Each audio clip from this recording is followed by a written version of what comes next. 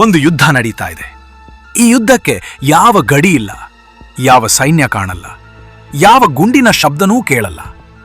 ಆದರೂ ಈ ಯುದ್ಧ ಪ್ರತಿದಿನ, ಪ್ರತಿ ವಾಟ್ಸಪ್ ಗ್ರೂಪ್ನಲ್ಲಿ, ಪ್ರತಿ ವೀಕೆಂಡ್ ಔಟಿಂಗ್ನಲ್ಲಿ ನಡೀತಾ ಇದೆ. ಆದರೆ ಈ ಸಲ ಈ ಯುದ್ಧದ ಸೈನಿಕರು ನಿಮ್ಮ ಶತ್ರುಗಳಲ್ಲ, ಅವರು ನಿಮ್ಮ ಸ್ನೇಹಿತರು. ಒಂದು ಸಂಗತಿ ಗಮನಿಸಿ, ನಿಮ್ಮ ಬ್ಯಾಂಕ್ ಬ್ಯಾಲೆನ್ಸ್ ಅನ್ನು ನಿಯಂತ್ರಿಸ್ತಾ ಇರೋದು ನಿಮ್ಮ ಸಂಬಳ ಅಲ್ಲ, ನಿಮ್ಮ ಬುದ್ಧಿವಂತಿಕೆ ಅಲ್ಲ. ಅದನ್ನು ನಿಯಂತ್ರಿಸ್ತಾ ಇರೋದು ನಿಮ್ಮ ಸುತ್ತ ಇರೋ 5 ಜನ. ಒಂದು ಅದೃಶ್ಯ ಸೈನ್ಯ ನಿಮ್ಮ ಪ್ರತಿ ಪರ್ಚೇಸ್ ನಿರ್ಧಾರದ ಮೇಲೆ ಯುದ್ಧ ಮಾಡ್ತಾ ಇದೆ. ಮತ್ತೆ ಇದನ್ನ ನಡೆಸ್ತಾ ಇರೋದು ಬಂದೂಕು ಹಿಡ್ಕೊಂಡ ಶತ್ರುಗಳಲ್ಲ, ಒಂದು ಕಾಫಿ ಕಪ್ ಹಿಡ್ಕೊಂಡ ನಗುತ್ತಾ ಮಾತಾಡುವ ನಿಮ್ಮ ಸ್ನೇಹಿತರು. ಈ ಯುದ್ಧ ಭೂಮಿ ಎಲ್ಲಿ ಗೊತ್ತಾ? ಅದು ನಿಮ್ಮ ಗ್ರೂಪ್ ಚಾಟ್, ಅದು ನಿಮ್ಮ ಶನಿವಾರ ಸಂಜೆ, ಅದು ನಿಮ್ಮ ಎಲ್ಲ ಒಟ್ಟಿಗೆ ಹೋಗೋಣ ಅನ್ನೋ ಒಂದು ಸಾಧಾರಣ ಮೆಸೇಜ್. ಸಂಶೋಧಕರು ಒಂದು ಆಘಾತಕಾರಿ ಸತ್ಯ ಕಂಡು ಹಿಡಿದಿದ್ದಾರೆ. ನಿಮ್ಮ ಆರ್ಥಿಕ ಭವಿಷ್ಯನ ಊಹೆ ಮಾಡೋಕೆ ನಿಮ್ಮ ಡಿಗ್ರಿ ಗೊತ್ತಿರೋ ಅಗತ್ಯ ಇಲ್ಲ, ನಿಮ್ಮ ಸಂಬಳ ಗೊತ್ತಿರೋ ಅಗತ್ಯ ಇಲ್ಲ. ಬರೀ ನಿಮ್ಮ ಜೊತೆ ಹೆಚ್ಚು ಸಮಯ ಕಳೀತಿರೋ 5 ಜನ ಯಾರು ಅಂತ ಗೊತ್ತಿದ್ರೆ ಸಾಕು. ಇಂದಿಗೆ ಈ ಯುದ್ಧದ ಎರಡೂ ಕಡೆಯ ರಹಸ್ಯ ಆಯುಧಗಳನ್ನ ನಾವು ಬಿಚ್ಚಿರ್ತೀವಿ. ಮತ್ತೆ ಈ ಯುದ್ಧನ ಶಾಶ್ವತವಾಗಿ ಗೆಲ್ಲೋ ಒಂದು ಫಾರ್ಮುಲಾ ಕೊಡ್ತೀವಿ. ಈ ವಿಡಿಯೋ ಕೊನೆಯವರೆಗೂ ನೋಡಿ, ಯಾಕಂದ್ರೆ ಇದನ್ನ ಕೇಳಿದ ಮೇಲೆ ನಿಮ್ಮ ಸ್ನೇಹಿತರ ಗುಂಪನ್ನ ನೀವು ಬೇರೆ ಕಣ್ಣಿಂದ ನೋಡ್ತೀರಾ, ಗ್ಯಾರಂಟಿ. 1 ನಿಮಿಷ ಒಂದು ಕತೆ ಹೇಳ್ತೀನಿ ಕೇಳಿ. ಮಂಗಳೂರಿನಲ್ಲಿ 5 ಜನ ಸ್ನೇಹಿತರ ಗುಂಪು ಇತ್ತು. ಎಲ್ಲರೂ ಕಾಲೇಜಿನಿಂದ ಒಟ್ಟಿಗೆ ಬೆಳೆದವರು. ಒಬ್ಬ ಹುಡುಗ, ಹೆಸರು ಬದಲಾಯಿಸಿ ಹೇಳ್ತೀನಿ, ಅಖಿಲ್ ಅಂತ ಇಟ್ಕೊಳ್ಳಿ. ಅಖಿಲ್ಗೆ ಮನೆಯಲ್ಲಿ ಚಿಕ್ಕಂದಿನಿಂದಲೂ ಉಳಿತಾಯದ ಬಗ್ಗೆ ಚೆನ್ನಾಗಿ ಕಲಿಸಿದ್ರು. ಆದರೆ ಅವನ ಗ್ರೂಪ್ನ ಉಳಿದ 4 ಜನ ಬೇರೆ ರೀತಿ ಇದ್ರು. ಪ್ರತಿ ವೀಕೆಂಡ್ ಹೊಸ ರೆಸ್ಟೋರೆಂಟ್, ಪ್ರತಿ ತಿಂಗಳು ಹೊಸ ಗ್ಯಾಜೆಟ್, ಪ್ರತಿ ವರ್ಷ ಒಂದು ಟ್ರಿಪ್. ಮೊದಲ 6 ತಿಂಗಳಲ್ಲಿ ಅಖಿಲ್ ಇವರೆಲ್ಲ ಜೊತೆ ಹೋಗ್ತಿರ್ಲಿಲ್ಲ, ದುಡ್ಡು ಉಳಿಸ್ಬೇಕು ಅಂತ ಹೇಳ್ತಿದ್ದ. ಆದರೆ ನಿಧಾನವಾಗಿ ಗ್ರೂಪ್ನಲ್ಲಿ ಅವನಿಗೆ ಒಂಟಿತನ ಅನ್ಸೋಕೆ ಶುರುವಾಯಿತು. ಎಲ್ಲಿ ಇವನಿಗೆ ದುಡ್ಡಿಲ್ಲ ಅಂತ ಎಣ್ತಾರೋ ಅನ್ನೋ ಭಯ ಶುರುವಾಯಿತು. 2 ವರ್ಷ ಆಗುವಷ್ಟರಲ್ಲಿ ಅಖಿಲ್ ಪೂರ್ತಿ ಬದಲಾಗ್ಬಿಟ್ಟಿದ್ದ. ಈಗ ಅವನು ಪ್ರತಿ ವೀಕೆಂಡ್ ಪಾರ್ಟಿಗೆ ಹೋಗ್ತಿದ್ದ, ಪ್ರತಿ ಟ್ರಿಪ್ಗೆ ಬರ್ತಿದ್ದ, ಪ್ರತಿ ಹೊಸ ಗ್ಯಾಜೆಟ್ ತಗೋತಿದ್ದ. 5 ವರ್ಷ ಆದ್ಮೇಲೆ ಅಖಿಲ್ನ ಸೇವಿಂಗ್ಸ್ ಅಕೌಂಟ್ ಬರೀ 12,000 ರೂಪಾಯಿ ಇತ್ತು. ಅವನ ಸಂಬಳ ಆ ಹೊತ್ತಿಗೆ ತಿಂಗಳಿಗೆ 55,000 ಆಗಿತ್ತು. ಇಲ್ಲಿ ಒಂದು ಪ್ರಶ್ನೆ ಕೇಳಬೇಕು, ಅಖಿಲ್ ಬದಲಾಗಿದ್ದು ಯಾಕೆ? ಅವನ ಆಸೆಗಳು ಬದಲಾಗ್ಲಿಲ್ಲ, ಅವನ ಮೌಲ್ಯಗಳು ಬದಲಾಗ್ಲಿಲ್ಲ. ಬದಲಾಗಿದ್ದು ಅವನ ಸುತ್ತ ಇದ್ದ 5 ಜನ ಮಾತ್ರ. ಇದನ್ನೇ ಸೈಕಾಲಜಿಸ್ಟ್ಗಳು ಸೋಷಿಯಲ್ ಕಂಟೇಜನ್ ಆಫ್ ಮನಿ ಅಂತ ಕರೀತಾರೆ. ಹಣಕಾಸಿನ ಅಭ್ಯಾಸ ಒಂದು ಸಾಂಕ್ರಾಮಿಕ ರೋಗದ ಹಾಗೆ ಒಬ್ಬರಿಂದ ಇನ್ನೊಬ್ಬರಿಗೆ ಹರಡುತ್ತೆ. ಒಂದು ಅಂಶ ಇಲ್ಲಿ ಸ್ಪಷ್ಟ ಆಗಬೇಕು, ಅಖಿಲ್ಗೆ ಯಾರೂ ನೇರವಾಗಿ ಖರ್ಚು ಮಾಡು ಅಂತ ಹೇಳಿರಲಿಲ್ಲ. ಒತ್ತಡ ಯಾವಾಗಲೂ ಮಾತಲ್ಲಿ ಇರಲ್ಲ, ಒತ್ತಡ ಒಂದು ಸೈಲೆಂಟ್ ಪ್ರಕ್ರಿಯೆ.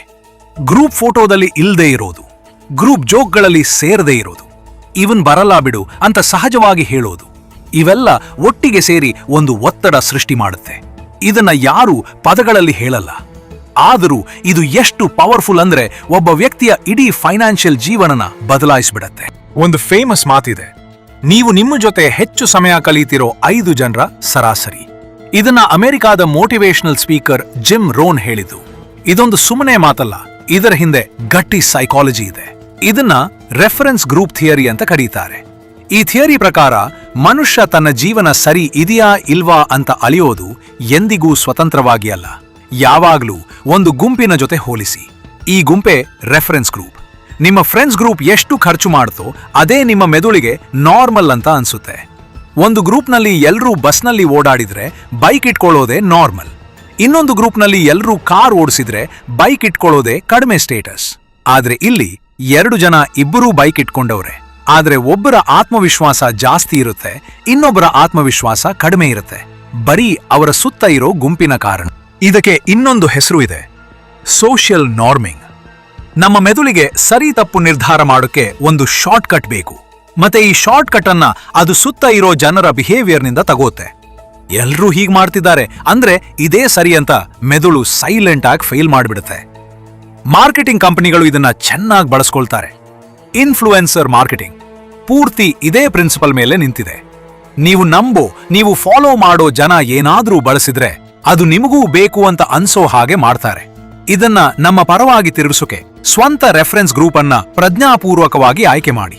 ನಿಮ್ಮ ಗುರಿಗೆ ತಕ್ಕ ಜನರ ಜೊತೆ ಸಮಯ ಕಳಿಬೇಕು. ಬೆಂಗಳೂರಿನ ಒಂದು ಆಫೀಸ್ ಗ್ರೂಪ್ ಇತ್ತು, 6 ಜನ. ಪ್ರತಿ 2 ತಿಂಗಳಿಗೊಮ್ಮೆ ಒಂದು ಟ್ರಿಪ್ ಪ್ಲಾನ್ ಮಾಡ್ತಿದ್ರು. ಕೊಡೈಕೆನಾಲ್, ಗೋವಾ, ಚಿಕ್ಕಮಗಳೂರು. ಗ್ರೂಪ್ನಲ್ಲಿ ಒಬ್ಬ ಹುಡುಗಿಗೆ ಎಲ್ಲಾ ಟ್ರಿಪ್ಗಳಿಗೆ ಬರೋಕೆ ಆಗ್ತಿರ್ಲಿಲ್ಲ, ಬಜೆಟ್ ಸಮಸ್ಯೆಯಿಂದ. ಆದ್ರೆ ಅವಳು ಇದನ್ನ ಹೇಳೋಕೆ ನಾಚಿಕೆ ಪಟ್ಟು ಪ್ರತಿ ಸಲ ಸಾಲ ಮಾಡಿ ಬರ್ತಿದ್ರು. ಯಾಕಂದ್ರೆ ಬರಲ್ಲ ಅಂತ ಹೇಳಿದ್ರೆ ಗ್ರೂಪ್ನಲ್ಲಿ ತಾನು ಔಟ್ ಆಗಿಬಿಡ್ತೀನಿ ಅನ್ನೋ ಭಯ. ಇದನ್ನೇ ಫಿಯರ್ ಆಫ್ ಮಿಸ್ಸಿಂಗ್ ಔಟ್ ಅಥವಾ ಫೋಮೋ ಅಂತ ಕರೀತಾರೆ. ಆದ್ರೆ ಇಲ್ಲಿ ಇನ್ನೂ ಆಳವಾದ ಪದರ ಇದೆ. Fear of exclusion. ಗುಂಪಿನಿಂದ ಹೊರಗೆ ಬಿದ್ದು ಬಿಡ್ತೀನಿ ಅನ್ನೋ ಭಯ. ಬರೀ ಟ್ರಿಪ್ ಮಿಸ್ ಆಗ್ತೀನಿ ಅನ್ನೋ ಭಯಕ್ಕಿಂತ ಜಾಸ್ತಿ ಇರುತ್ತೆ. ಮನುಷ್ಯ ಒಂದು ಸಾಮಾಜಿಕ ಪ್ರಾಣಿ. ಸಾವಿರಾರು ವರ್ಷಗಳ ಹಿಂದೆ ಗುಂಪಿನಿಂದ ಹೊರಗೆ ಬಿದ್ದವನಿಗೆ ಬದುಕೋದೇ ಕಷ್ಟ ಆಗ್ತಿತ್ತು. ಈ ಪುರಾತನ ಭಯ ಇವತ್ತಿಗೂ ನಮ್ಮ ಮೆದುಳಲ್ಲಿ ಇದೆ. ಆದರೆ ಈಗ ಅದು ಆಪರೇಟ್ ಆಗ್ತಿರೋದು ಬ್ಯಾಂಕ್ ಬ್ಯಾಲೆನ್ಸ್ ಮೇಲೆ. ಇದೇ ಪೈಪೋಟಿ ಬಿಲ್ ಕಟ್ಟುವಾಗ್ಲೂ ಕಣ್ಣಿಗೆ ಕಾಣುತ್ತೆ.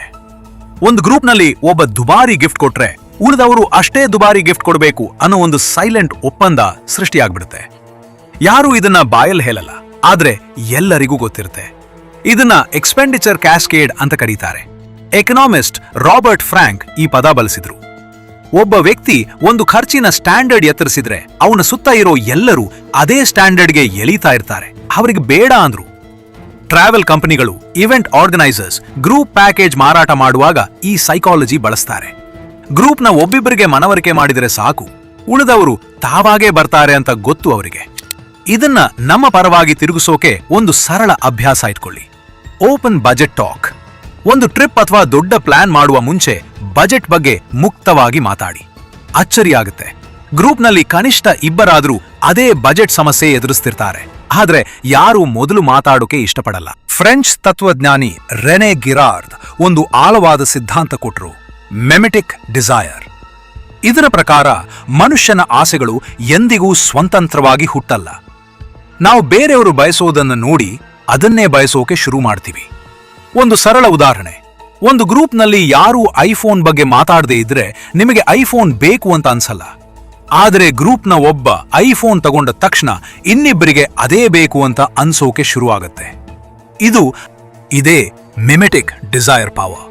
ಇಲ್ಲಿ ಒಂದು ಮುಖ್ಯ ಪ್ರಶ್ನೆ ಕೇಳಬೇಕು, ಇದು ನನಗೆ ನಿಜವಾಗಿ ಬೇಕಾ ಅಥವಾ ನನ್ನ ಸ್ನೇಹಿತ ತಗೊಂಡಿದ್ದಕ್ಕೆ ಬೇಕು ಅಂತ ಅನ್ಸ್ತಿದ್ಯಾ? ಈ ಒಂದೇ ಪ್ರಶ್ನೆ ಮಿಮೆಟಿಕ್ ಡಿಸೈರ್ ಟ್ರ್ಯಾಪ್ನಿಂದ ಹೊರಗೆ ಬರೋಕೆ ಸಹಾಯ ಮಾಡುತ್ತೆ. ಕಂಪನಿಗಳು ಲಿಮಿಟೆಡ್ ಎಡಿಷನ್, ನಿಮ್ಮ ಫ್ರೆಂಡ್ಸ್ ಇದನ್ನ ಈಗಾಗಲೇ ಬಳಸ್ತಿದ್ದಾರೆ ಅನ್ನೋ ಜಾಹೀರಾತು ತಂತ್ರ ಬಳಸಿ ಇದೇ ಮಿಮೆಟಿಕ್ ಡಿಸೈರ್ ಎಬ್ಬಿಸ್ತಾರೆ. ನಮ್ಮ ಪರವಾಗಿ ಇದನ್ನ ಬಳಸೋಕೆ ನಿಮ್ಮ ಆಸೆಗಳಿಗೆ ಒಂದು 24 ಗಂಟೆ ಸೋರ್ಸ್ ಚೆಕ್ ಹಾಕಿ, ಈ ಆಸೆ ಎಲ್ಲಿಂದ ಬಂತು ಅಂತ ಪತ್ತೆ ಹಚ್ಚಿ. ಸ್ನೇಹಿತರಿಂದ ಬಂದ ಆಸೆ ಆದ್ರೆ 1 ವಾರ ಕಾದು ನೋಡಿ, ಇನ್ನೂ ಅದೇ ತೀವ್ರತೆ ಇದ್ಯಾ ಅಂತ. ಇಲ್ಲಿ ಒಂದು ಸಂಶೋಧನೆ ಫಲಿತಾಂಶ ಹೇಳ್ತೀನಿ, ಇದನ್ನ ಕೇಳಿದ್ರೆ ಆಶ್ಚರ್ಯ ಆಗುತ್ತೆ. ಅಮೆರಿಕಾದ ಒಂದು ಅಧ್ಯಯನ ಪ್ರಕಾರ ಒಬ್ಬ ವ್ಯಕ್ತಿ ದಿವಾಳಿ ಆದ್ರೆ ಅವನ ಸ್ನೇಹಿತರ ಗುಂಪಿನಲ್ಲಿ ಇನ್ನೊಬ್ಬರು ದಿವಾಳಿಯಾಗೋ ಸಾಧ್ಯತೆ ಗಣನೀಯವಾಗಿ ಹೆಚ್ಚಾಗುತ್ತೆ. ಇದು ಆಕಸ್ಮಿಕ ಅಲ್ಲ. ಸಾಲ, ಖರ್ಚಿನ ಅಭ್ಯಾಸ, ಹಣಕಾಸಿನ ಶಿಸ್ತು ಇವೆಲ್ಲ ಒಂದು ಗುಂಪಿನ ಒಳಗೆ ಒಂದು ಸಾಂಕ್ರಾಮಿಕ ರೋಗದ ಹಾಗೆ ಹರಡುತ್ತೆ. ಒಂದು ಗ್ರೂಪ್ನಲ್ಲಿ ಇಎಂಐ ಕಲ್ಚರ್ ಶುರುವಾದ್ರೆ ನಿಧಾನವಾಗಿ ಪೂರ್ತಿ ಗ್ರೂಪ್ ಇಎಂಐ ಕಲ್ಚರ್ಗೆ ಎಳಿತಾ ಹೋಗುತ್ತೆ. ಒಂದು ಗ್ರೂಪ್ನಲ್ಲಿ ಇನ್ವೆಸ್ಟ್ಮೆಂಟ್ ಕಲ್ಚರ್ ಶುರುವಾದ್ರೆ ಪೂರ್ತಿ ಗ್ರೂಪ್ ಆ ದಿಕ್ಕಿಗೆ ಎಳಿತಾ ಹೋಗುತ್ತೆ. ಹುಬ್ಬಳ್ಳಿಯ ಒಂದು ಕಥೆ. 6 ಸ್ನೇಹಿತರ ಗುಂಪು, ಎಲ್ಲರೂ ಸಾಫ್ಟ್ವೇರ್ ಕಂಪನಿಯಲ್ಲಿ ಕೆಲಸ ಮಾಡ್ತಿದ್ರು. ಇವರಲ್ಲಿ ಒಬ್ಬ ರಾಜೇಶ್ ಅಂತ ಇಟ್ಕೊಳ್ಳಿ, ಒಂದು ಮ್ಯೂಚುವಲ್ ಫಂಡ್ SIP ಶುರು ಮಾಡಿದ. ಗ್ರೂಪ್ನಲ್ಲಿ ಈ ಬಗ್ಗೆ ಮಾತಾಡೋಕೆ ಶುರು ಮಾಡಿದ. ತನ್ನ ರಿಟರ್ನ್ಸ್ ತೋರಿಸಿದ. 1 ವರ್ಷದಲ್ಲಿ 6 ಜನ SIP ಶುರು ಮಾಡಿಬಿಟ್ಟಿದ್ರು. ಒಂದೇ ಒಬ್ಬ ವ್ಯಕ್ತಿಯ ಅಭ್ಯಾಸ ಪೂರ್ತಿ ಗ್ರೂಪ್ನ ಆರ್ಥಿಕ ಭವಿಷ್ಯನ ಬದಲಾಯಿಸಿತು, ಒಳ್ಳೆಯ ದಿಕ್ಕಿನಲ್ಲಿ. ಇದನ್ನ ಸೋಷಿಯಲ್ ಪ್ರೂಫ್ ಆಫ್ ಡಿಸಿಪ್ಲಿನ್ ಅಂತ ಕರಿಬಹುದು. ಒಂದು ಗ್ರೂಪ್ನಲ್ಲಿ ಒಬ್ಬ ಶಿಸ್ತಿನಿಂದ ಇನ್ವೆಸ್ಟ್ ಮಾಡೋದನ್ನ ನಾರ್ಮಲ್ ಮಾಡಿಬಿಟ್ರೆ ಉಳಿದವರಿಗೂ ಅದೇ ಸುಲಭ ಆಗುತ್ತೆ. ಇದೇ ಸೈಕಾಲಜಿ ಎರಡೂ ದಿಕ್ಕಿನಲ್ಲಿ ಕೆಲಸ ಮಾಡುತ್ತೆ, ಒಳ್ಳೆಯದಕ್ಕೂ ಕೆಟ್ಟದಕ್ಕೂ. ಫೈನಾನ್ಷಿಯಲ್ ಅಡ್ವೈಸರ್ಸ್ಗಳು, ಇನ್ವೆಸ್ಟ್ಮೆಂಟ್ ಕಂಪನಿಗಳು ರೆಫರಲ್ ಪ್ರೋಗ್ರಾಂ ಬಳಸಿ ಇದೇ ಸೈಕಾಲಜಿ ಬಳಸ್ತಾರೆ. ಒಬ್ಬರಿಂದ ಇಡೀ ಗ್ರೂಪ್ ಕಸ್ಟಮರ್ ಆಗ್ತಾರೆ ಅಂತ ಗೊತ್ತು ಅವರಿಗೆ. ಇದನ್ನ ನಮ್ಮ ಪರವಾಗಿ ತಿರುಗಿಸಿ ನಿಮ್ಮ ಗ್ರೂಪ್ನಲ್ಲಿ ನೀವೇ ಮೊದಲಿಗರಾಗಿ ಒಬ್ಬರು ಶುರು ಮಾಡಿದ ಒಳ್ಳೆ ಅಭ್ಯಾಸ ಇಡೀ ಗ್ರೂಪ್ಗೆ ಹರಡಬಹುದು. ಇಷ್ಟೊತ್ತಿಗೆ ಈ ವಿಡಿಯೋದ ಅರ್ಧ ಭಾಗ ಮುಗಿದಿದೆ. 1 ನಿಮಿಷ ನಿಲ್ಲಿಸಿ ನಿಮ್ಮ ಫೋನ್ ಪಕ್ಕಕ್ಕಿಟ್ಟು ಯೋಚನೆ ಮಾಡಿ. ನಿಮ್ಮ ಜೊತೆ ಹೆಚ್ಚು ಸಮಯ ಕಳೆಯುತ್ತಿರೋ 5 ಜನ ಯಾರು? ಅವರ ಖರ್ಚಿನ ಅಭ್ಯಾಸ ಹೇಗಿದೆ? ಅವರು ಶಿಸ್ತಿನಿಂದ ಇನ್ವೆಸ್ಟ್ ಮಾಡ್ತಾರಾ ಅಥವಾ ಪ್ರತಿ ವೀಕೆಂಡ್ EMI ಮೇಲೆ ಹೊಸ ವಸ್ತು ತಗೋತಾರಾ? ಇಷ್ಟೊತ್ತು ನಾವು ಮಾತಾಡಿದ reference group theory, peer pressure economics, mimetic desire, debt clusters ಇವೆಲ್ಲ ನಿಮ್ಮ ಸ್ವಂತ ಜೀವನದಲ್ಲಿ ಎಷ್ಟು ನಿಜ ಆಗ್ತಿದೆ ಅಂತ ಯೋಚನೆ ಮಾಡಿ. ಈಗ ಮುಂದೆ ಹೋಗೋಣ. ಯಾಕಂದ್ರೆ ಈ ಯುದ್ಧನ ಗೆಲ್ಲೋ ದಾರಿ ಇನ್ನೂ ಬಾಕಿ ಇದೆ. ಇಲ್ಲಿಯವರೆಗೆ ನಾವು ಮಾತಾಡಿದ್ದು ನಿಜ ಜೀವನದ ಫ್ರೆಂಡ್ ಗ್ರೂಪ್ ಬಗ್ಗೆ. ಆದರೆ ಇವತ್ತಿನ ಕಾಲದಲ್ಲಿ ಇನ್ನೊಂದು ಗ್ರೂಪ್ ಇದೆ, ಅದು ಇನ್ನೂ ಅಪಾಯಕಾರಿ. ಅದೇ ಇನ್ಸ್ಟಾಗ್ರಾಮ್, ವಾಟ್ಸಪ್ ಸ್ಟೇಟಸ್, ಫೇಸ್ಬುಕ್ನಲ್ಲಿ ಇರೋ ನಿಮ್ಮ ಡಿಜಿಟಲ್ ಸರ್ಕಲ್. ಈ ಸರ್ಕಲ್ನಲ್ಲಿ ನೀವು ಬರೀ 5 ಜನರ ಜೊತೆ ಇಲ್ಲ, ನೂರಾರು, ಸಾವಿರಾರು ಜನರ ಜೀವನ ಶೈಲಿ ನಿಮ್ಮ ಫೋನ್ ಸ್ಕ್ರೀನ್ನಲ್ಲಿ ಪ್ರತಿ ದಿನ ಕಾಣಿಸ್ತಾ ಇರುತ್ತೆ. ಆದರೆ ಇಲ್ಲಿ ಒಂದು ದೊಡ್ಡ ಸಮಸ್ಯೆ ಇದೆ. ಇನ್ಸ್ಟಾಗ್ರಾಮ್ನಲ್ಲಿ ಕಾಣೋದೆಲ್ಲ ಸತ್ಯ ಅಲ್ಲ. ಒಬ್ಬ ವ್ಯಕ್ತಿ EMI ಮೇಲೆ ಒಂದು ದುಬಾರಿ ಟ್ರಿಪ್ ಹೋಗಿ ಆ ಫೋಟೋ ಹಾಕ್ತಾನೆ. ಆದರೆ ಆ ಟ್ರಿಪ್ನ ಸಾಲ ಇನ್ನೂ 6 ತಿಂಗಳು ಕಟ್ತಾ ಇರ್ತಾನೆ ಅನ್ನೋದನ್ನ ಫೋಟೋ ತೋರಿಸಲ್ಲ. ಇದನ್ನ ಸೈಕಾಲಜಿಸ್ಟ್ಗಳು ಹೈಲೈಟ್ ರೀಲ್ ಎಫೆಕ್ಟ್ ಅಂತ ಕರೀತಾರೆ. ನಾವು ಬೇರೆಯವರ ಜೀವನದ ಬರೀ ಒಳ್ಳೆಯ ಕ್ಷಣಗಳನ್ನ ನೋಡಿ ಅದನ್ನ ಅವರ ಪೂರ್ತಿ ಜೀವನ ಅಂತ ತಪ್ಪಾಗಿ ಅಂದ್ಕೊಳ್ತೀವಿ. ಬೆಂಗಳೂರಿನ ಒಬ್ಬ ಹುಡುಗಿ, ಹೆಸರು ಬದಲಾಯಿಸಿ ಹೇಳ್ತೀನಿ, ಪ್ರಿಯಾ ಅಂತ ಇಟ್ಕೊಳ್ಳಿ. ಇವಳಿಗೆ ಒಂದು ಇನ್ಸ್ಟಾಗ್ರಾಮ್ ಗ್ರೂಪ್ ಇತ್ತು. ಎಲ್ಲರೂ ಕಾಲೇಜ್ ಫ್ರೆಂಡ್ಸ್. ಪ್ರತಿ ವಾರ ಒಬ್ರಲ್ಲ ಒಬ್ರು ಹೊಸ ಬಟ್ಟೆ, ಹೊಸ ಕೆಫೆ, ಹೊಸ ಟ್ರಿಪ್ ಫೋಟೋ ಹಾಕ್ತಿದ್ರು. ಪ್ರಿಯಾಗೆ ನಿಧಾನವಾಗಿ ತನ್ನ ಸಾಧಾರಣ ಜೀವನ ಸಾಕಾಗದೇ ಇರೋ ಹಾಗೆ ಅನ್ಸೋಕೆ ಶುರುವಾಯಿತು. ಅವಳು ಅದೇ ರೀತಿ ಕೆಫೆಗಳಿಗೆ ಹೋಗೋಕೆ, ಫೋಟೋ ಹಾಕೋಕೆ ಶುರು ಮಾಡಿದರು. 2 ವರ್ಷದಲ್ಲಿ ಅವಳ ಕ್ರೆಡಿಟ್ ಕಾರ್ಡ್ ಬಿಲ್ 3 ಪಟ್ಟು ಹೆಚ್ಚಾಗಿತ್ತು. ನಂತರ ಅವಳಿಗೆ ಗೊತ್ತಾಯಿತು, ಆ ಗ್ರೂಪ್ನ ಬಹಳಷ್ಟು ಜನ ಕೂಡ ಕ್ರೆಡಿಟ್ ಕಾರ್ಡ್ ಸಾಲದಲ್ಲಿ ಇದ್ರು. ಆದ್ರೆ ಇನ್ಸ್ಟಾಗ್ರಾಮ್ನಲ್ಲಿ ಯಾರು ಅದನ್ನು ತೋರಿಸ್ತಿರ್ಲಿಲ್ಲ. ಇಡೀ ಗ್ರೂಪ್ ಒಂದು ಸುಳ್ಳು ಸ್ಪರ್ಧೆಯಲ್ಲಿ ಇತ್ತು. ಪ್ರತಿಯೊಬ್ಬರೂ ಬೇರೆಯವರ ಎಡಿಟೆಡ್ ಜೀವನ ನೋಡಿ ತಮ್ಮ ನಿಜ ಜೀವನದ ಜೊತೆ ಹೋಲಿಸ್ತಿದ್ರು. ಇದನ್ನ ಸೋಷಿಯಲ್ ಕಂಪ್ಯಾರಿಸನ್ ಥಿಯರಿ ಅಂತ ಕರೀತಾರೆ. ಸೈಕಾಲಜಿಸ್ಟ್ ಲಿಯಾನ್ ಫೆಸ್ಟಿಂಗರ್ ಈ ಸಿದ್ಧಾಂತ ಕೊಟ್ರು. ಡಿಜಿಟಲ್ ಸರ್ಕಲ್ನ ಅಪಾಯ ಏನಂದ್ರೆ ಇಲ್ಲಿ ಹೋಲಿಕೆ 24 ಗಂಟೆ ಸಾವಿರಾರು ಜನರ ಜೊತೆ ನಡೀತಾ ಇರುತ್ತೆ. ಮತ್ತೆ ಪ್ರತಿಯೊಬ್ಬರೂ ತಮ್ಮ ಬೆಸ್ಟ್ ಕ್ಷಣಗಳನ್ನ ಮಾತ್ರ ತೋರಿಸ್ತಾರೆ.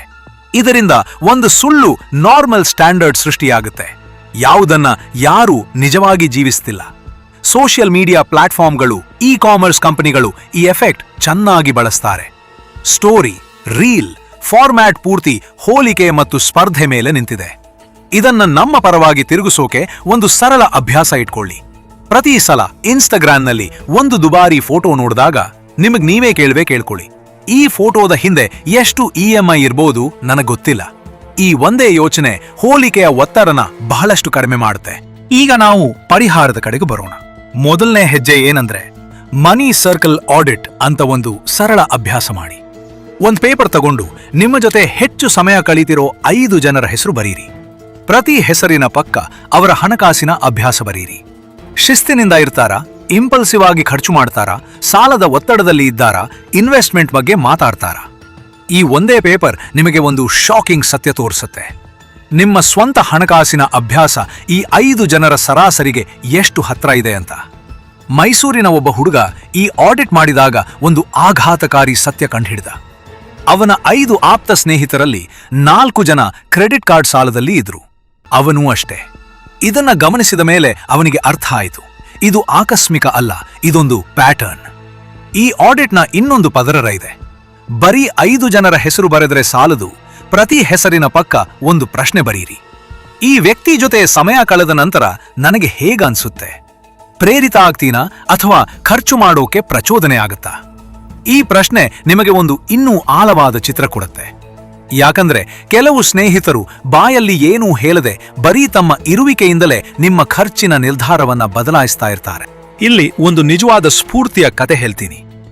ಬೆಳಗಾವಿಯ ಒಬ್ಬ ಹುಡುಗ, ಹೆಸರು ಬದಲಾಯಿಸಿ ಹೇಳ್ತೀನಿ, ಸಂದೀಪ್ ಅಂತ ಇಟ್ಕೊಳ್ಳಿ. ಅವನ ಸ್ನೇಹಿತರ ಗುಂಪು ಪ್ರತಿ ವೀಕೆಂಡ್ ಪಬ್ಗೆ ಹೋಗೋದು, ಪ್ರತಿ ತಿಂಗಳು ಹೊಸ ಗ್ಯಾಜೆಟ್ ತಗೊಳ್ಳೋದು ಮಾಡ್ತಿದ್ರು. ಸಂದೀಪ್ ಕೂಡ ಇದೇ ಚಕ್ರದಲ್ಲಿ ಸಿಕ್ಕಿಬಿದ್ದಿದ್ದ. ಒಂದು ದಿನ ಅವನಿಗೆ ಒಂದು ಜಿಮ್ನಲ್ಲಿ ಪರಿಚಯ ಆದ 2 ಜನ. ಇಬ್ಬರು ತಮ್ಮ ಸ್ವಂತ ಸಣ್ಣ ಬಿಸ್ನೆಸ್ ನಡೆಸ್ತಿದ್ರು. ಇಬ್ಬರು ಪ್ರತಿ ತಿಂಗಳು ಇನ್ವೆಸ್ಟ್ಮೆಂಟ್ ಬಗ್ಗೆ ಮಾತಾಡ್ತಿದ್ರು, ಪುಸ್ತಕ ಓದ್ತಿದ್ರು. ಸಂದೀಪ್ ನಿಧಾನವಾಗಿ ಇವರ ಜೊತೆ ಹೆಚ್ಚು ಸಮಯ ಕಳೆಯೋಕೆ ಶುರು ಮಾಡಿದ. 2 ವರ್ಷದೊಳಗೆ ಅವನ ಸಂಪೂರ್ಣ ಜೀವನ ಶೈಲಿ ಬದಲಾಗ್ಬಿಟ್ಟಿತ್ತು. ಇಂಪಲ್ಸಿವ್ ಖರ್ಚು ಕಡಿಮೆ ಆಯಿತು, ಇನ್ವೆಸ್ಟ್ಮೆಂಟ್ ಶುರು ಆಯಿತು, ಒಂದು ಸಣ್ಣ ಸೈಡ್ ಬಿಸ್ನೆಸ್ ಕೂಡ ಶುರು ಮಾಡಿದ. ಅವನ ಹಳೆ ಗ್ರೂಪ್ನ ಸ್ನೇಹಿತರು ಇನ್ನೂ ಅದೇ ಚಕ್ರದಲ್ಲಿ ಇದ್ದಾರೆ. ಸಂದೀಪ್ ಒಂದೇ ಸಲ ಹೇಳಿದ್ದು, ನನ್ನ ಇಚ್ಛಾಶಕ್ತಿ ಬದಲಾಗ್ಲಿಲ್ಲ, ನನ್ನ ಸುತ್ತ ಇದ್ದ ಜನ ಬದಲಾದ್ರು. ಇಲ್ಲಿ ಒಂದು ಮುಖ್ಯ ಪಾಠ ಇದೆ. ಇಚ್ಛಾಶಕ್ತಿ, ವಿಲ್ ಪವರ್ ಅನ್ನೋದು ಅಳಿವಿಲ್ಲದ ಸಂಪನ್ಮೂಲ ಅಲ್ಲ. ಪ್ರತಿ ಸಲ ನಿಮ್ಮ ಗ್ರೂಪ್ನ ಜೊತೆ ಹೋಗಿ ಬೇಡ ಅಂತ ಹೇಳೋಕೆ ನಿಮಗೆ ಇಚ್ಛಾಶಕ್ತಿ ಬೇಕಾಗುತ್ತೆ. ಆದರೆ ನಿಮ್ಮ ಸುತ್ತ ಇರೋ ಜನರೇ ಶಿಸ್ತಿನಿಂದ ಇದ್ರೆ ನಿಮಗೆ ಬೇಡ ಅಂತ ಹೇಳೋ ಅಗತ್ಯನೇ ಬರಲ್ಲ, ಯಾಕಂದ್ರೆ ಅದೇ ನಾರ್ಮಲ್ ಆಗಿರತ್ತೆ. ಆದರೆ ಇಲ್ಲೊಂದು ಪ್ರಾಮಾಣಿಕ ಸತ್ಯ ಹೇಳ್ಬೇಕು. ಸಂದೀಪ್ನ ಕಥೆ ಸುಲಭ ಇರಲಿಲ್ಲ. ಗ್ರೂಪ್ ಬದಲಾಯಿಸುವಾಗ ಅವನಿಗೆ ಹಳೆಯ ಸ್ನೇಹಿತರಿಂದ ಬದಲಾಗ್ಬಿಟ್ಟ. ದುಡ್ಡಿನ ಹಿಂದೆ ಬಿದ್ದಿದ್ದಾನೆ ಅನ್ನೋ ಟೀಕೆ ಬಂತು. ಕೆಲವು ಸ್ನೇಹಿತರ ಸಂಬಂಧ ಸಂಪೂರ್ಣ ದೂರ ಆಯಿತು. ಗ್ರೂಪ್ ಬದಲಾಯಿಸೋದಂದ್ರೆ ಬೆಲೆ ತೆರಬೇಕಾಗುತ್ತೆ ಅನ್ನೋದನ್ನ ಒಪ್ಪಿಕೊಳ್ಬೇಕು. ಈ ಪ್ರಪಂಚದಲ್ಲಿ ಸ್ಥೂಲವಾಗಿ 2 ಬಗೆಯ ಫ್ರೆಂಡ್ ಸರ್ಕಲ್ ಇರುತ್ತೆ. ಒಂದು ಲೌಡ್ ಸರ್ಕಲ್. ಇಲ್ಲಿ ಎಲ್ಲರೂ ಸ್ಪೆಂಡಿಂಗ್ ಮೂಲಕ ಪ್ರಭಾವ ಬೀರೋಕೆ ನೋಡ್ತಾರೆ. ಯಾರು ದೊಡ್ಡ ಬಿಲ್ ಕಟ್ಟಾರೋ, ಯಾರ ಹತ್ರ ಹೊಸ ಗ್ಯಾಜೆಟ್ ಇರುತ್ತೋ ಅವರೇ ಗ್ರೂಪ್ನಲ್ಲಿ ದೊಡ್ಡ ಮನುಷ್ಯ. ಇನ್ನೊಂದು ಕ್ವಾಯಟ್ ಸರ್ಕಲ್. ಇಲ್ಲಿ ಜನ ಒಬ್ಬರ ಪ್ರಗತಿಯಿಂದ ಇನ್ನೊಬ್ಬರು ಸ್ಫೂರ್ತಿ ಪಡೀತಾರೆ. ಆದರೆ ಸ್ಪೆಂಡಿಂಗ್ ಮೂಲಕ ಅಲ್ಲ, ಬಿಲ್ಡಿಂಗ್ ಮೂಲಕ. ಯಾರು ಹೊಸ ಸ್ಕಿಲ್ ಕಲಿತರೋ, ಯಾರು ಇನ್ವೆಸ್ಟ್ಮೆಂಟ್ ಅಲ್ಲಿ ಶಿಸ್ತು ತೋರಿಸ್ತಾರೋ, ಯಾರು ಒಂದು ಹೊಸ ಆಸ್ತಿ ಕಟ್ಟಿಕೊಳ್ತಾರೋ ಅವರೇ ಗ್ರೂಪ್ನಲ್ಲಿ ಗೌರವ ಪಡೀತಾರೆ. ಒಂದು ಪ್ರಶ್ನೆ ಕೇಳಬೇಕು ಅನ್ಸುತ್ತೆ. ನಿಮ್ಮ ಗ್ರೂಪ್ನಲ್ಲಿ ಗೌರವ ಪಡೆಯೋಕೆ ಏನ್ ಮಾಡಬೇಕು? ಖರ್ಚು ಮಾಡಬೇಕಾ, ಬೆಳೆಯಬೇಕಾ? ಈ ಒಂದೇ ಪ್ರಶ್ನೆ ನಿಮ್ಮ ಗ್ರೂಪ್ ಯಾವ ಬಗೆಯದು ಅಂತ ತಿಳಿಸುತ್ತೆ. ಮನಿ ಡಿಕೋಡ್. ಸೈಕಾಲಜಿಸ್ಟ್ಗಳು ಇದನ್ನ ಗ್ರೂಪ್ ಐಡೆಂಟಿಟಿ ನಾರ್ಮ್ಸ್ ಅಂತ ಕರೀತಾರೆ. ಪ್ರತಿ ಗ್ರೂಪ್ಗೆ ಒಂದು ಅಘೋಷಿತ ನಿಯಮ ಇರುತ್ತೆ. ಇಲ್ಲಿ ಗೌರವ ಹೇಗೆ ಗಳಿಸೋದು ಅಂತ. ಈ ನಿಯಮ ಬದಲಾಯಿಸೋಕೆ ಆಗಲ್ಲ ಅಂತ ಅಲ್ಲ, ಆದರೆ ಒಬ್ಬ ವ್ಯಕ್ತಿಗೆ ಇದನ್ನ ಬದಲಾಯಿಸೋದು ಬಹಳ ಕಷ್ಟ. ಸುಲಭ ದಾರಿ ಏನಂದ್ರೆ ಸರಿಯಾದ ನಾರ್ಮ್ಸ್ ಇರೋ ಗ್ರೂಪ್ ಹುಡುಕೋದು. ಇಲ್ಲಿ ಒಂದು ಆಳವಾದ ಪ್ರಶ್ನೆ ಕೇಳಬೇಕು. ನಮ್ಮ ಫ್ರೆಂಡ್ ಸರ್ಕಲ್ ಆಯ್ಕೆ ಮಾಡೋ ವಿಧಾನ ಎಲ್ಲಿಂದ ಬಂತು? ಇದು ಒಂದು ಮನಿ ಸ್ಕ್ರಿಪ್ಟ್ನಂತೆ ಇರುತ್ತೆ. ಚಿಕ್ಕಂದಿನಿಂದ ಮನೆಯಲ್ಲಿ ನೆರೆಹೊರೆಯವರ ಜೊತೆ ಚೆನ್ನಾಗಿರಬೇಕು, ಎಲ್ಲರ ಜೊತೆ ಹೊಂದಿಕೊಳ್ಳಬೇಕು ಅಂತ ಕಲಿತ ಮಕ್ಕಳು ದೊಡ್ಡವರಾದ ಮೇಲೆ ಗ್ರೂಪ್ ಬಿಟ್ಟು ಹೋಗೋಕೆ ಕಷ್ಟಪಡ್ತಾರೆ. ಆ ಗ್ರೂಪ್ ಎಷ್ಟೇ ಆರ್ಥಿಕವಾಗಿ ಹಾನಿಕಾರಕ ಆಗಿದ್ರು. ಇನ್ನೊಂದು ಕಡೆ ನಿನ್ನ ಒಳ್ಳೆಯದಕ್ಕೆ ಬೇಡ ಅಂತ ಹೇಳೋ ಶಕ್ತಿ ಇರಬೇಕು ಅಂತ ಕಲಿತ ಮಕ್ಕಳು ದೊಡ್ಡವರಾದ ಮೇಲೆ ಸುಲಭವಾಗಿ ಗ್ರೂಪ್ ಬಿಟ್ಟು ಹೊಸ ಗ್ರೂಪ್ ಹುಡುಕೋಕೆ ಹಿಂಜರಿಯಲ್ಲ. ಈ ಮಾದರಿ ಗುರುತಿಸೋದೇ ಮೊದಲನೇ ಹೆಜ್ಜೆ. ನೀವು ಗ್ರೂಪ್ನಲ್ಲಿ ಇರೋದು ನಿಜವಾದ ಸ್ನೇಹದಿಂದಾನಾ ಅಥವಾ ಬಿಟ್ಟು ಹೋಗೋಕೆ ಆಗಲ್ಲ ಅನ್ನೋ ಒಂದು ಹಳೆಯ ಸ್ಕ್ರಿಪ್ಟ್ನಿಂದಾನಾ ಅಂತ ಪ್ರಾಮಾಣಿಕವಾಗಿ ಯೋಚನೆ ಮಾಡಿ. ಇನ್ನೊಂದು ಪದರ ಸೇರಿಸಬೇಕು ಇಲ್ಲಿ. ಕರ್ನಾಟಕದ ಬಹಳಷ್ಟು ಮಧ್ಯಮ ವರ್ಗದ ಮನೆಗಳಲ್ಲಿ ಸಮಾಜ ಏನಂತದೆ ಅನ್ನೋದು ಒಂದು ದೊಡ್ಡ ಶಕ್ತಿ. ಮದುವೆ, ಗೃಹ ಪ್ರವೇಶ, ಹಬ್ಬ ಇವೆಲ್ಲದರಲ್ಲಿ ಖರ್ಚಿನ ನಿರ್ಧಾರ ಕುಟುಂಬದ ಸ್ವಂತ ಬಜೆಟ್ನಿಂದ ಅಲ್ಲ, ನೆಂಟರ ಮತ್ತು ಸ್ನೇಹಿತರ ಗ್ರೂಪ್ನ ಅಳತೆಗೋಲಿಂದ ಆಗುತ್ತೆ. ಈ ಸಾಂಸ್ಕೃತಿಕ ಒತ್ತಡ ಫ್ರೆಂಡ್ ಸರ್ಕಲ್ನ ಒತ್ತಡಕ್ಕಿಂತ ಬೇರೆ ಅಲ್ಲ, ಬರೀ ದೊಡ್ಡ ಪ್ರಮಾಣದಲ್ಲಿ ಇರುತ್ತೆ ಅಷ್ಟೇ. ಈಗ ಇದನ್ನ ಪ್ರಾಕ್ಟಿಕಲ್ ಆಗಿ ಬಳಸೋಕೆ ಒಂದು ಸರಳ ಫ್ರೇಮ್ವರ್ಕ್ ಕೊಡ್ತೀನಿ. 5 ಚೇರ್ ರೂಲ್. ಯೋಚನೆ ಮಾಡಿ, ನಿಮ್ಮ ಜೀವನದಲ್ಲಿ 5 ಖಾಲಿ ಕುರ್ಚಿಗಳಿವೆ. ಈ 5 ಕುರ್ಚಿಗಳಲ್ಲಿ ಯಾರು ಕೂತ್ಕೋತಾರೋ ಅವರೇ ನಿಮ್ಮ ಆರ್ಥಿಕ ಭವಿಷ್ಯನ ದೊಡ್ಡ ಪ್ರಮಾಣದಲ್ಲಿ ನಿರ್ಧರಿಸ್ತಾರೆ. ಪ್ರತಿ 6 ತಿಂಗಳಿಗೊಮ್ಮೆ ಈ ಪ್ರಶ್ನೆ ಕೇಳಿಕೊಳ್ಳಿ. ಈ 5 ಕುರ್ಚಿಗಳಲ್ಲಿ ಯಾರು ಕೂತಿದ್ದಾರೆ? ಅವರು ನನ್ನನ್ನ ಎಲ್ಲಿಗೆ ಕರ್ಕೊಂಡು ಹೋಗ್ತಿದ್ದಾರೆ? ಇದರ ಅರ್ಥ ಹಳೆಯ ಸ್ನೇಹಿತರನ್ನ ಬಿಟ್ಬಿಡಿ ಅಂತ ಅಲ್ಲ, ಆದರೆ ನಿಮ್ಮ ದೊಡ್ಡ ಆರ್ಥಿಕ ನಿರ್ಧಾರಗಳ ಬಗ್ಗೆ ಯಾರ ಜೊತೆ ಮಾತಾಡ್ತೀರಿ, ಯಾರ ಸಲಹೆ ಕೇಳ್ತೀರಿ ಅನ್ನೋದನ್ನ ಪ್ರಜ್ಞಾಪೂರ್ವಕವಾಗಿ ಆಯ್ಕೆ ಮಾಡಿ. ಇದ್ರ ಜೊತೆ 2ನೇ ಅಭ್ಯಾಸ, ಸೈಲೆಂಟ್ ಬೌಂಡ್ರಿ. ಗ್ರೂಪ್ನ ಪ್ರತಿ ಪ್ಲಾನ್ಗೆ ಹೌದು ಅಂತ ಹೇಳೋ ಅಗತ್ಯ ಇಲ್ಲ. ಈ ಸಲ ಬರಲ್ಲ ಅಂತ ಹೇಳೋದು ಗ್ರೂಪ್ನಿಂದ ಹೊರಗೆ ಬೀಳೋದಲ್ಲ. ನಿಜವಾದ ಸ್ನೇಹಿತರು ಈ ಒಂದು ಇಲ್ಲ ಅನ್ನ ಗೌರವಿಸ್ತಾರೆ. ಗೌರವಿಸದೇ ಇರೋ ಗ್ರೂಪ್ ಇದ್ರೆ ಆ ಗ್ರೂಪ್ನ ಬಗ್ಗೆ ಇನ್ನೊಂದು ಸಲ ಯೋಚನೆ ಮಾಡಿ. 3ನೇ ಅಭ್ಯಾಸ ಸೇರಿಸೋಣ, ಪ್ಯಾರಲಲ್ ಗ್ರೂಪ್ ಸ್ಟ್ರಾಟಜಿ. ಹಳೆ ಗ್ರೂಪ್ ಪೂರ್ತಿ ಬಿಟ್ಬಿಡುವ ಅಗತ್ಯ ಯಾವಾಗ್ಲೂ ಇರಲ್ಲ. ಬದಲಿಗೆ ಒಂದು 2ನೇ ಗ್ರೂಪ್ ಬೆಳೆಸಿಕೊಳ್ಳಿ, ಎಲ್ಲಿ ಹಣಕಾಸಿನ ಶಿಸ್ತು ನಾರ್ಮಲ್ ಆಗಿರುತ್ತೋ. ಈ 2ನೇ ಗ್ರೂಪ್ ಒಂದು ಇನ್ವೆಸ್ಟ್ಮೆಂಟ್ ಕ್ಲಬ್ ಆಗಿರಬಹುದು, ಒಂದು ಬುಕ್ ಕ್ಲಬ್ ಆಗಿರಬಹುದು, ಅಥವಾ ಒಂದು ಆನ್ಲೈನ್ ಕಮ್ಯುನಿಟಿ ಆಗಿರಬಹುದು. ಇಬ್ಬರು ಗ್ರೂಪ್ಗಳ ಜೊತೆ ಸಮಯ ಕಳೆಯೋದ್ರಿಂದ ಒಂದೇ ಗ್ರೂಪ್ನ ಪ್ರಭಾವ ದುರ್ಬಲ ಆಗುತ್ತೆ, ಮತ್ತೆ ಒಂದು ಸಮತೋಲನ ಸಿಗುತ್ತೆ. ಈ ಇಡೀ ವಿಷಯದ ಇನ್ನೊಂದು ಮುಖ್ಯ ಆಯಾಮ ಇದೆ. ನಾವು ನಮ್ಮ ಮಕ್ಕಳಿಗೆ ಫ್ರೆಂಡ್ ಸರ್ಕಲ್ ಆಯ್ಕೆ ಬಗ್ಗೆ ಏನು ಕಲಿಸ್ತೀವಿ? ಬಹಳಷ್ಟು ಪೋಷಕರು ಮಕ್ಕಳಿಗೆ ಉಳಿತಾಯ, ಬಜೆಟ್ ಬಗ್ಗೆ ಕಲಿಸ್ತಾರೆ. ಆದರೆ ಯಾರ ಜೊತೆ ಸಮಯ ಕಲಿತೀಯಾ ಅನ್ನೋದೇ ನಿನ್ನ ಹಣಕಾಸಿನ ಭವಿಷ್ಯನ ಅರ್ಧ ಭಾಗ ನಿರ್ಧರಿಸುತ್ತೆ ಅಂತ ಯಾರೂ ಕಲಿಸಲ್ಲ. ಒಂದು ಮಗು ಚಿಕ್ಕಂದಿನಿಂದ ಇದನ್ನ ಅರ್ಥ ಮಾಡಿಕೊಂಡ್ರೆ ದೊಡ್ಡವನಾದ ಮೇಲೆ ಗ್ರೂಪ್ ಒತ್ತಡವ ಗುರುತಿಸೋಕೆ, ಅದನ್ನ ನಿರ್ವಹಿಸೋಕೆ ಸುಲಭ ಆಗುತ್ತೆ. ಈ ವಿಡಿಯೋ ಶುರುವಿನಲ್ಲಿ ನಾವು ಒಂದು ಯುದ್ಧದ ಬಗ್ಗೆ ಮಾತಾಡಿದ್ವಿ, loud poverty versus quiet wealth. ಈಗ ಒಂದು ಸತ್ಯ ಸ್ಪಷ್ಟ ಆಗಿರಬೇಕು, ಈ ಯುದ್ಧದಲ್ಲಿ ನೀವು ಒಬ್ಬಂಟಿಗರಾಳಿ ಹೋರಾಡ್ತಿಲ್ಲ. ನಿಮ್ಮ ಸುತ್ತ ಇರೋ 5 ಜನ ಅವರೇ ನಿಮ್ಮ ಸೈನ್ಯ. ಅವರು ಲೌಡ್ ಪಾವರ್ಟಿ ಸೈನ್ಯದಲ್ಲಿ ಇದ್ರೆ ನಿಮಗೆ ಗೊತ್ತಿಲ್ಲದ ಹಾಗೆ ನೀವು ಆ ಸೈನ್ಯದ ಭಾಗ ಆಗಿಬಿಡ್ತೀರಿ. ಅವರು ಕ್ವಾಯಟ್ ವೆಲ್ತ್ ಸೈನ್ಯದಲ್ಲಿ ಇದ್ರೆ ನಿಮಗೆ ಜಾಸ್ತಿ ಪ್ರಯತ್ನ ಪಡದೆ ಆಧಾರಿ ಸಿಗುತ್ತೆ. ಜಿಮ್ ರೋನ್ ಹೇಳಿದ ಹಾಗೆ ನೀವು ನಿಮ್ಮ ಜೊತೆ ಹೆಚ್ಚು ಸಮಯ ಕಳೆಯುತ್ತಿರೋ 5 ಜನರ ಸರಾಸರಿ. ಇವತ್ತಿನಿಂದ ಒಂದು ಸರಳ ಅಭ್ಯಾಸ ಶುರು ಮಾಡಿ. ನಿಮ್ಮ 5 ಕುರ್ಚಿಗಳಲ್ಲಿ ಯಾರು ಕೂತಿದ್ದಾರೆ ಅಂತ ಗಮನಿಸಿ. ಯಾಕಂದ್ರೆ ನಿಮ್ಮ ಬ್ಯಾಂಕ್ ಬ್ಯಾಲೆನ್ಸ್ನ ಭವಿಷ್ಯ ಈಗಾಗಲೇ ನಿಮ್ಮ ಗ್ರೂಪ್ ಚಾಟ್ನಲ್ಲಿ ಬರೆದಿದೆ. ನೀವು ಓದೋಕೆ ಗಮನ ಕೊಡಬೇಕು ಅಷ್ಟೇ.